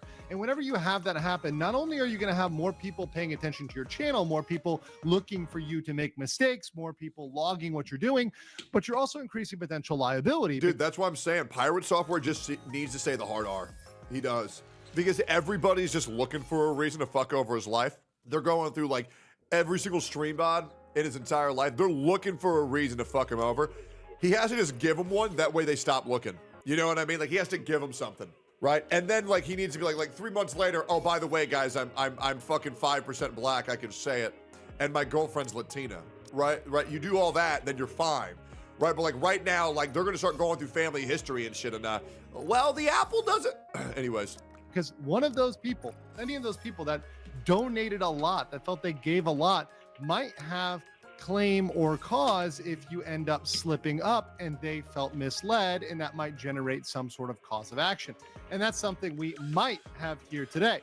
So let's get into it. What happened? Oh yeah, he's so a gay furry. Yeah, if Pirate Software is a gay furry, just drop the hard R and then say that you identify as a black bear. Right? And then bada bing, bada boom, you're absolved of all wrongdoing. You'll be fine. Right? And then be like, what are you? What are you? Furry phobic? What are you? Transphobic, bro? Okay, bro. I've accidentally showed. Yeah, I may be racist, but you're mean. And that's worse. A DM with his moderator. That DM shows that his mod was purchasing bits to extend Pirate's hype train. Now, that's a Twitch thing, and we're over here on YouTube. We only have hype trains and you guys smashing the like button and commenting on the video, which is always appreciated. But that's a particular mechanism at Twitch, and Pirate Software has actually been known for breaking that record repeatedly. In fact, only recently, I believe the VTuber Vidal, Neurosama over there, beat his record, but previously he'd been setting records as related to this hype train. So it's something that, you know, as a channel, if you're setting records, you're typically pretty proud of that. Sure. Now, it appears his DM, the DM with his moderator, it appears his DM was purchasing bits to extend Pirate's hype train. Now, by and in and of itself, and we're going to see that with the terms of service, etc., that probably wouldn't be a problem if the moderator was doing that on their moderator account, right? And the moderator was just as a moderator going and donating those bits. However, it was beyond just the moderator doing it. The moderator was donating them not with their main account, but with an alt account, which the mod made Pirate aware of, and which presented itself not as the mod, but as a friend of the mod, as a bro. The RP when he gifted 50K of the mod and Pirate, like, oh my god, that was so crazy. Oh wow, man. Yeah, really appreciate the support. Big fan. Oh my god. Separate person who was not the mod, which is not true. We're going to see that right today. So I'm going to pull up the actual footage for this. Of course, if you want to catch the full analysis, right, the full breakdown, you can always catch the full version on my live. So here is Pirate Software, and this is the moment in which he was Makes you wonder if all the subathons are rigged.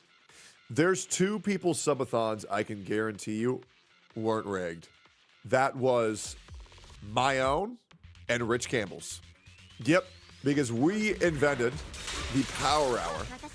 And that is how, if you do want to inflate how long the subathon's going because you're feeling good, then you allow your chat to sub with like double or triple value. All the other ones, man, I'm skeptical as fuck, to be honest. I really am. I'm skeptical as fuck. 4K showing the DM. So here's him during gameplay. Place my head between them and go full burr mode and make. What? Okay, so here's where he pulls it up, and this is the screenshot. We're gonna go into it. I'm gonna read it through, but here's the screenshot, and you can see how quickly he's gonna click away from this. He's just gonna try to clear this out because obviously this does not look good for him. So this is him pulling it up on stream here, and I'll just go ahead and let the rest of it play, as you guys will see that this is indeed Pirate Software. You can see his messages between Kronos, the ones that we were just showing you, and then you're going to watch. So you can see he's got it up here. He's gonna click away, right? He clicks away pretty quickly, right? Can't say the rig without proof. Yeah, for sure, man. Get over here. And by the way, another thing, big credit to Quinn Theo. I'm going to tag his video in the video below for bringing this up and for making this presentation and kind of collecting this together. But in that screenshot, we have. I'm just saying, I'm not surprised if they would be. Damning proof that he was talking with the moderator in order to engage in this behavior. So let's look at this here. I'm going to read through this for you guys so you get it. So Pirate Software says, let me know if you do. Bits is going to be the best way to do it due to the return if you need to save it. So what he's talking about is, what is the most efficient way for you to buy these bits and then extend the hype train? And the return would imply that he's going to get money back, that he's going to get reimbursed. So that implies that as this moderator is donating, Pirate Software is going to pay he can't even have his Discord another monitor like an average human. He gets. So it's going to be returned to him. It is insane. So he's going to get, as Pirate Software says, like an 82% return. See, T3s might be better, don't know. Bits is 82% return when you buy them in bulk. Have you bought it? He says, I've done 100 T1s on my personal, subathon on LSF. 40 T3s on my alt. Can do bits instead or both. Did 50K bits at 20 seconds left. So saying he extended the hype train with 50K bits when there were 20 seconds left. Okay, what is the alt? Serendipitous Bean. Remember that name, Serendipitous Bean. It's going to come up. Where's the beef? And then he goes on to say, didn't mention this to the mods either. Now the challenge is to clear the queue. The queue is referring to his kind of backup TTS queue. So he responded to the hype train. Let's see it. Pirate Software on the Kronos hype train. This just happened. Oh my god. He just responded? Okay, here we go. Jesus Christ. Like, that's been a public thing forever. I think I even talked about it on there. That's against TOS, though? No, it is not against TOS. It is absolutely not against TOS to have somebody use their own money to buy subs and bits for the channel if they want to. That in no way was triggered by me, nor was he compensated for that or reimbursed for it. That is not against TOS. So it's a shit joke at this point. Just because you heard it on YouTube doesn't mean it is. Yeah. In fact, I guarantee that you could go to thousands and thousands of communities across this entire platform and find lots of different moderators supporting the stream. Do you know why? Because moderators are generally the first fans of the stream. That is how that works in every community on this platform. And people somehow don't understand that because you're blinded by your dislike of me. And I understand that you're upset at me, but you have to stop making shit up to be mad about. It's stupid at this point. Oh my God. Guys, I really don't think that's the response we were looking for. Jesus. Here's my question. If it wasn't illegal, if it wasn't against TOS, if it wasn't something you were trying to hide, why did you get a moderator to go on a separate account and RP like he was a different person? Why would you do this in the shadiest way possible if you weren't trying to hide this? Like, you got to answer the questions that people are asking, right? That's the problem. Like, didn't mention this to the mods either. Like, why wouldn't you? Like, why? You know what I'm saying? Like, if there's nothing to hide, right? Like, and I mean this. Like, these are the questions you got to answer because this is the reason why people are upset. Because you give a non-answer to the things that people are wondering about, and this is why people are on your ass, right? You have to answer the question that people are asking and not answer something that nobody asked. Which you have to clear, it's donated to charity. But the more important thing is this. Please don't ban me from WoW. Serendipitous being. And here's this profile here and this information courtesy of Guy on Twitter. So thank you, Guy. This was the description here of Serendipitous being. A relevant video? What's this? Discord moderator, manage community, ticket handling, engagement, get paid, paying mods.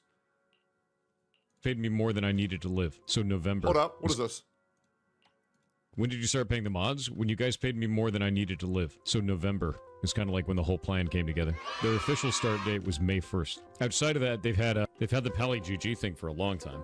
Yeah, it's been a while. Actually, I think it was November, wasn't it? I think November is when it happened because what I was doing was we had this Pally thing before. And the way that Pally was set up was I would take 30% of the subs and they would take 70% or not the subs, the tips, like the donations through the Pally. And then for mods giving, maybe it was 50. I don't remember what the percentages were. And then was it 40-60? Is that what it was? It was something like that, right? Where like the mods would take the other percentage of it. And then we did this thing called I was going to do like mod Sember or some shit, and it was going to be like mod, Christmas, or I didn't even remember what it was going to call. I was like, the names for this suck ass. And I was like, well, Thanksgiving is coming up, so we're going to call it Modsgiving instead. And I was like, oh, it's a way better name, and we'll just do it like for till the end of the year. And then like at the end of the year, I was like, nah, this is stupid. We're just going to do this forever now. And then the Pally just became 100%. Yeah, Modsmas it doesn't sound as good as Modsgiving. Modsgiving is just better. So I was like, when it came around the time for it, I was like, nah, I just went to the mods. I was like, dude, you guys are just keeping it forever. It's like, there's no reason that we should even turn this off. I was like, it doesn't make any sense. So then this became the standard. $5. So the team gets 100% of the donations through that. And then after that, I was like, well, we're getting too much money now. Like, this makes sense. The community is supporting the living shit. First of all, smart idea. Love streamers that pay their mods. I wonder if I should do that. Shit out of this. Let's do full time for everybody. Let's like figure that out. And then we built the corporation, got everybody signed up, did all the things, and then the first official start date was May 1st. Then we were like, well, what do we do when there's some people that are full time and some people that aren't full time? I pay the fuck out of my editors figured the split out. So they're doing the stuff full time they have people make less of the percentage, and the part time people make more of the percentage. So that it's not like super double dipping, but it's actually like more weighted towards people that don't have the full-time pay yet, because we didn't want to scale up the mod team really fast and then find out. So the reason why this is interesting is because Pirate said the mods weren't getting paid, but clearly they are getting paid for the bits, which is very relevant to the case. Being IRL friend of Kronos. So Kronos is the main moderator and excited that they are free from corporate. Love your stream and what you do for the people here. There aren't many cooler supportive streamers left once they get big like this. Stay cool, bud, and tell Kronos that Ben sends their regards. So this person is clearly painting themselves as not Kronos, not the moderator, but a separate IRL friend of this moderator, which is... And it would have been way different if the mod just gifted the bits. But if it's not shady, why are you having your mod RP as a different person to inauthentically gift bits to this stream? Obviously, anybody with a brain would understand, okay, this is shady as fuck. Extremely deceptive, Absolutely. if you ask me. Now, 100%. how does this convert to a legal issue? Well, there's 3 potential legal questions. And these Okay, TOS, I don't think it breaks any, but is there actually a legal issue? I feel like there can't be a legal issue. were brought up also by Quintheo in his very good video, which once again, I'm going to link in the comment below. Let's He see it. brought up the first 2. I'm introducing a 3rd one here. So the first one is Twitch terms of service. Then we have federal law violations and state law violations. So let's look at the Twitch terms of service. So obviously, Twitch has a terms of service. There's many things you can and cannot do, but one thing they have is called a bit acceptable use policy. So you're supposed to use bits in a certain way. You're supposed to behave like a normal contributor and not do certain impermissible Okay, here things. we go. Let's hear his Like, opinion. for example, you can't solicit bits in exchange for money or donations. That's one thing. You can't provide items or services that are sort of associated with monetary value in exchange for bits. Yeah. And a big thing here, and this is one that I think he has to really watch out for, is selling, offering to sell, trading, bartering, or transferring bits to other users in exchange for real or virtual currencies. So if this mod is using these bits and transferring them to Pirate Software, and Pirate Software is converting that to cash and paying him back, that would appear to violate the TOS. Wait, and in that video, it was said that that is what he did. So with that new information, that actually is a TOS violation. Oh, shit. Oh, shit. Let me look at that video one more time. Start paying the mods when you guys paid me more than I needed to live. So November was kind of like when the whole plan came together. Their official start date was May 1st. Outside of that, they've had the Palik GG thing for a long 30% of the subs, and they would take 70% or not the subs, the tips, like the donations through the Pally. And then for mods giving, maybe it was 50. I don't remember what the percentages were. And then was it 40-60? Is that what it was? It was something like that, right? Where like the mods would take the other percentage of it. And then we did this thing called, I was going to do like mod December or some shit. And it was going to be like mod, Christmas, or I didn't even remember what it was going to call. I was like, the names for this suck ass. And I was like, well, Thanksgiving is coming up, so we're going to call it mods giving instead. Hold up. I would take 30% of the subs, and they would take 70% or not the subs, the tips, like the donations through the Pally. And then for mods giving, maybe it was 50. I don't remember what the percentages were. And then was it 40-60? Is that what it was? It was something. Depends on whether it means cash tips or bits. There's still a gray area, but it's starting to look worse. But I don't think it's anything to fully condemn. It's starting to look worse. It really depends on how it's implemented. Yeah, it could just be tips which are cash. Yeah, this could be specifically cash tips. So we'll have to see. So there's no confirmation that the bits were converted back, right? So we can't. So nothing can be gotten on him like that so far. Beyond that, you cannot use the bits to engage in any fraudulent, criminal, or otherwise unauthorized activity, soliciting or receiving bits for any fraudulent or any other criminal It's straight activity. donation, not subject to bits. Yeah, that's what it's looking like. That could be a problem because of the nature of what they did, because they engaged in a kind of fraud there where you were having a sock puppet account, a fake account, an alt account, right? That is donating these bits, pretending to be a friend instead of a mod. Now, understand that a mod can very well be perceived as an agent or an employee of the streamer. So if a mod goes out and does something on the streamer's behalf, they are an agent. And the streamer is what's called the principal. That's principal agent theory. And a principal can be liable for the actions of their agent. If you tell somebody to go out and do something, and certainly if you're compensating them or reimbursing them for that, they are your agent. So it's as if the streamer was doing this. So it's as if Pirate Software was engaging in this. And in this case, it's doubly damning because he shows he knows this. He was told this and he didn't say, don't do that. He didn't say, well, that might be against TOS. He says, well, that's kind of shady. No, he's like, okay, great. He's like, okay, fine. In fact, he's strategizing on the best way to do this, which is, once again, not a very good look when we're coming to allegations of fraud. Yeah, and I think that's a good way to phrase it. I think it's not a good look, but I still can't, in good faith, say that is, with this language, a direct violation of TOS. I think it's not a good look, and I would understand if it got banned, but based off of the language and everything that we currently know, I don't think it is a direct break, but it's getting very, very, very close. We are really, we're really gonna have to play it by ear. So let's continue here. We have federal. Oh no, sorry. Let me go back here. With the terms of service, I think a lot of this is going to come down to your interpretation, which is why it makes this difficult. Some people allege, and this is more of a kind of niche allegation here, but some people do allege, and this is something that I believe one of the lawyers brought up for this, was that, well, this is something that there might be a separate What do you guys think? contract for.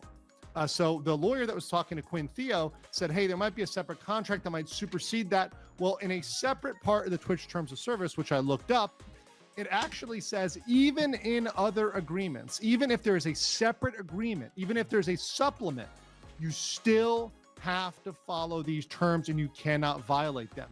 And I'm very sure that a separate agreement would have incorporated that statement because it's intended to be applied to all separate agreements. So even if there was a separate private streamer agreement, even if Pirate Software got a lawyer and negotiated a private agreement with Twitch, even if that happened, I doubt he's able to break those terms, and beyond that, he's not allowed to break the law. And what we get into next, and the thing that's very spicy, is potential violations of federal law and state law. Do we think his life is over? Federal law is the Federal Deceptive Trade Practices Act, and that's something that is very, very well known by me. I cover that a lot. That was one of my kind of, I would say, specialties in the corporate realm.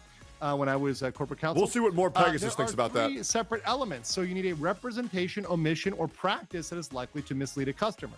So the practice would be, hey, donating bits from the sock puppet account. Sure. The consumer's interpretation is reasonable under the circumstances. So the consumer is thinking this is a private party. This is somebody else. This is not the mod. This is not Pirate Software. They're thinking, oh, look, this person is extending the hype train. And so because of that misleading representation, that materially led others to donate more to keep it going. It's a very well-known thing in scams and cons. This is something that confidence men do. They get fake buyers to go out there and gin up interest so that people will buy stuff even though it's overpriced. That is a very common fraudulent practice. So by not disclosing the fact that essentially your agent, your employee is going out here and doing that, that is misleading a reasonable viewer, a reasonable consumer. That's a possible interpretation. I can understand that. Once again, it's not for sure that he would be convicted of this, but this is opening up the door to these questions. Sure. Beyond that, there's state law. So Twitch is in California. Every state has their own Deceptive Practices Act. Florida has one, Georgia has one, New York. A lot of them follow what's called the UDTPA. It's like the thing that Hassan did, where he cut off the orange tip on the gun. That's not illegal in many states. However, it is illegal in the state of which Hassan did that, which is why, Hassan broke the law in his state, but it didn't violate TOS. Guys, I think they should add a new law, or a new rule in TOS, which is if you break a law in your state on stream, you get banned on Twitch. Am I crazy? How the fuck can you break the law but not get a ban on Twitch? Like, that's fucking nuts. Which is the Uniform Deceptive Trade Practices Act. But some of them also have things that go further, and some of them have criminal penalties. That is already a rule? Then why is it never enforced? Hit you if you go cross certain lines. So Consumer Legal Remedies Act, California has that. And I mentioned California, by the way, because that's where Twitch is. So it would be very reasonable if a California donor, if a California whale brought a claim against a California corporation in a California court against, Twitch and against, Mr. Pirate Software. So there's three things that really come up, and these are separate under the law. The Consumer Legal Remedies Act. Now, that's typically used to products, but there could be an argument that it would apply to services, particularly services that were fraudulent or misleading. But beyond that, there's California Business Code 17500, which leads to false or misleading statements or false or misleading advertisement. And this could be perceived as, hey, falsely advertising that you're number one on the hype train, that you're this hype train leader, that you're this person that needs to be donated to keep this thing going to breach all these levels, when really most of those levels, or maybe a lot of those levels, some of those levels were just artificially inflated by either Pirate Software's mod or the sock puppet accounts. I mean, who knows? We don't really have a full track on that yet. And beyond that, there's the unfair competition law. And this one I think is pretty juicy, because this one would even allow other creators the potential to say, hey, this is unfair competition. You're allowing these people to inflate their numbers and get this hype train going on, get featured on the front page, get highlighted, get hyped up, by all of the platform and by the CEO himself, all this sort of good stuff.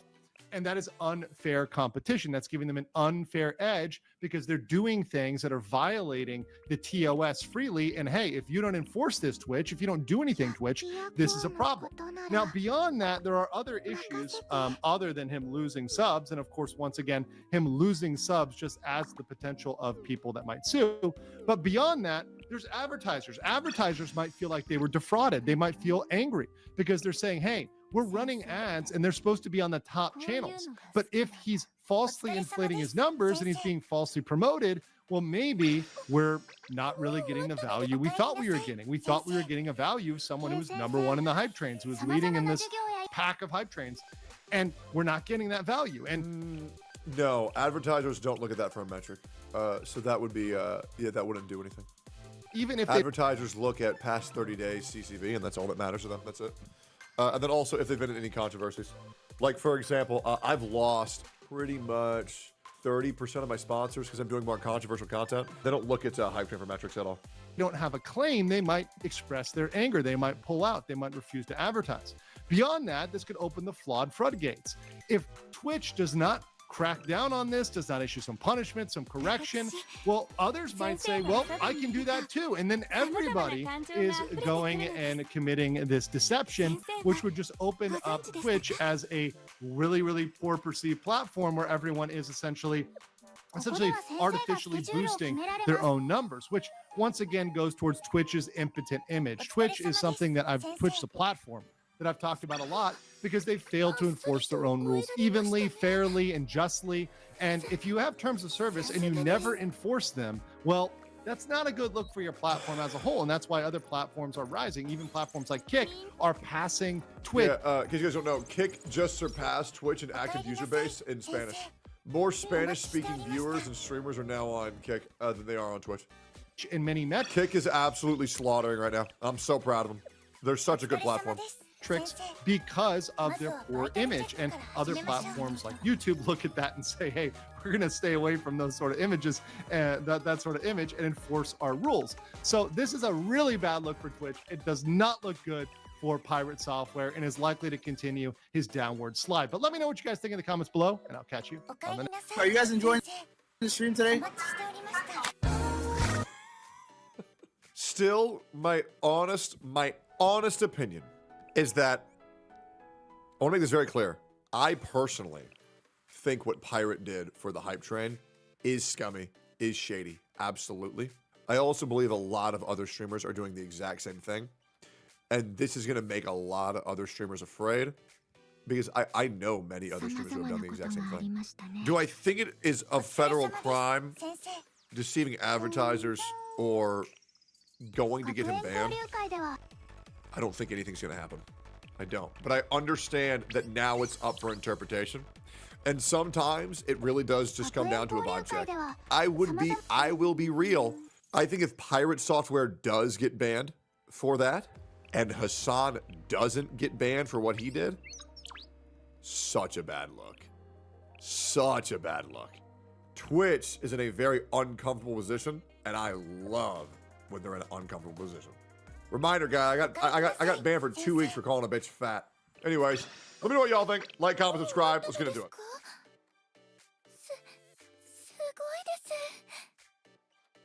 He takes her and starts Vegeta spinning that hoe towards Ultraman and then bows that man into the pavement. I know this hit had to give Ultraman some CTE. Dude really got hit with the shusher and then got laid out. Alright, so before I start off this video, I just want to say the footage in this video will look a bit janky due to it being a recording instead of the actual movie being released in 4K for me to capture it. And do not ask me how or where I got this footage from. If you still continue to ask me, I'm hitting you with the little baby. Me no hablo English! Just so we're clear. And make sure to watch to the end if you guys are interested in flying to Thailand with me for free. But with that being said, let's go! So Superman and Mr. Terrific over here in the sky planning on how they gonna take down Lex Luthor, aka DCU's biggest hater. Stop the cap. And while they planning, the engineer and Ultraman come in like some NFL stars and boom, both of them boys up out of there. And I know that tackle came with severe pain, cause look at the form it got my boy Superman in. He looked like the nigga that got hit with the shopping cart. I know his love handles was going through it. And not only did Ultraman drag Superman's face through a bunch of bricks like how Broly did to Goku, but then he crashed him down all the way into a baseball stadium across the city. But if you thought that was bad, then you was dead wrong. Cause at least Supes was able to get up immediately. But Mr. Terrific? Big fella! Big fella! Sit down, big fella! Now granted, he don't have powers, so you can't really blame him. But still, bruh, the fight just started and you already out cold? The only other person to join in the fight and go down less than 5 seconds later is the Prince of Disastrous Hairlines. They really be doing my kings dirty. And since Brother Man was down for the count, it's now getting ready for a 2-on-1. And before they start, I ain't gonna lie, I ain't know a thing about Ultraman before seeing this movie. I'm gonna just be real. Look, and don't judge me, okay? I'm sorry. I'm sorry. I mean, I dead ass seen him and thought he was Black Noir for a second. I know I'm not the only one who thought this. But anyways, Ultraman tries to tackle that boy one more time, but Superman just straight up dunks this man into the dirt. Hit that boy with a 16 auto combo. You'll love to see it. And old girl over here tries to yeet some blades at my boy just for him to dodge both of them, and then this girl done also resorted to tackling again. Nigga, y'all done used this move 4 times already and the fight barely started. It's time to stop. Didn't Illuminati teach y'all